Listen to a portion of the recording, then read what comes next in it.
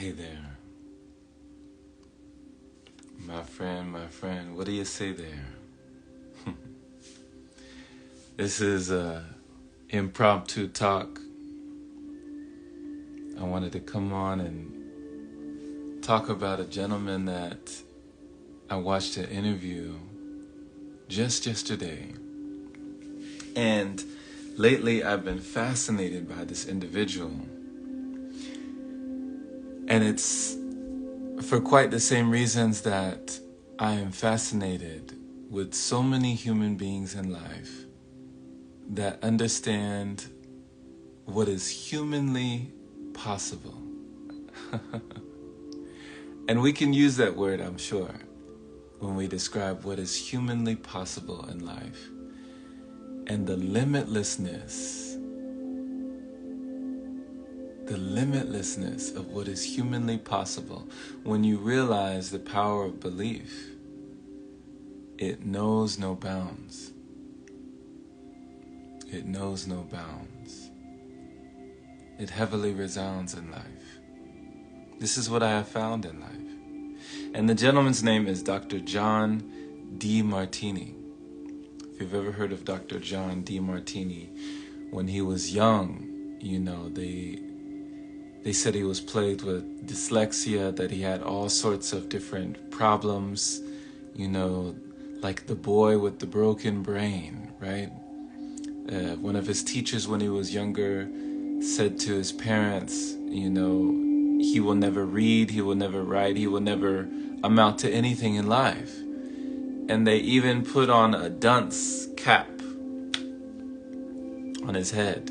They put a cap on his head that read the words dunce, and they made him face the window because they said that he wasn't mentally capable of keeping up with the other kids in class.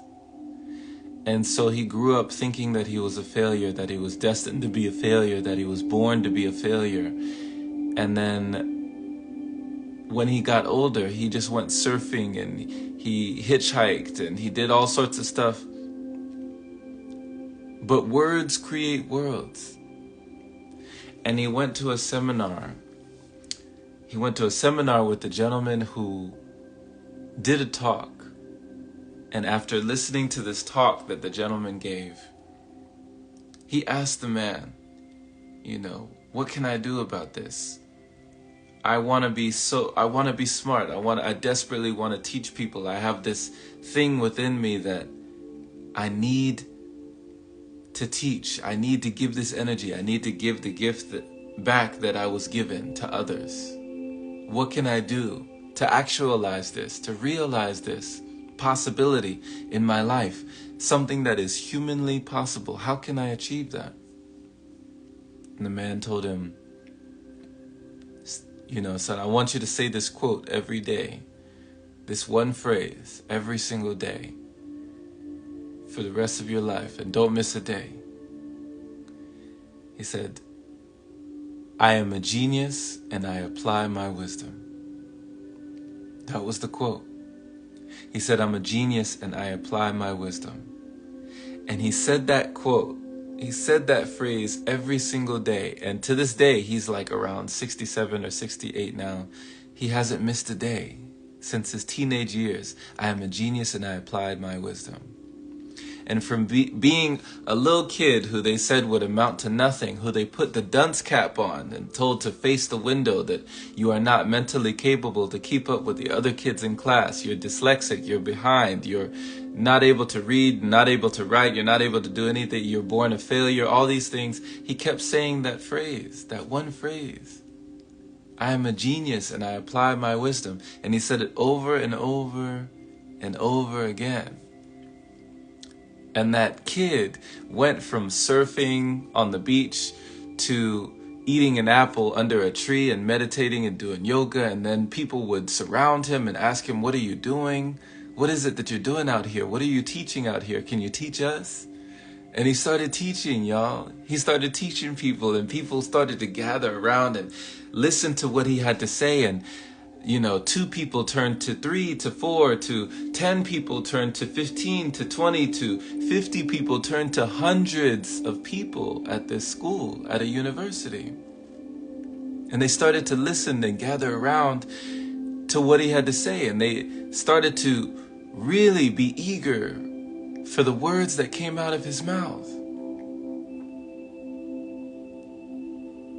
And then one day, one of the kids in his group that he was teaching whispered to a kid next to him, and he said, "Man, that John Demartini, that guy's a freaking genius."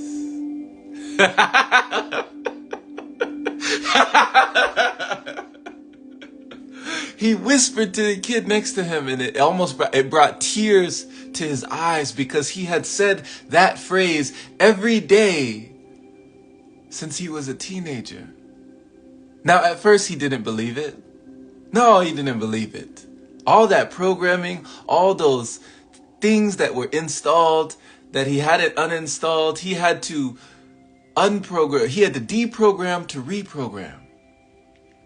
But the kid turned to the other kid and he said, "That guy's a freaking genius." See, that was confirmation of his affirmation. Do you believe that in life you can find confirmation from your affirmation? I remember a gentleman named Bob Proctor, one of the people on The Secret. He said, "How is the paradigm formed? Through the repetition of information. How is the paradigm changed? Repetition of information.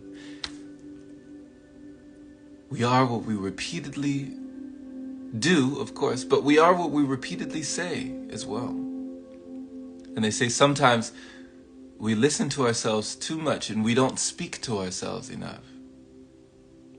Would you challenge yourself to speak to yourself more?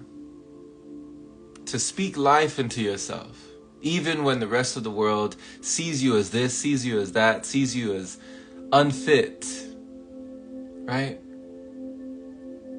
Would you be able to have the mental fitness to exercise your mind, the mental muscles, to do what is humanly possible? Because anything is humanly possible. In this experience, you are limitless.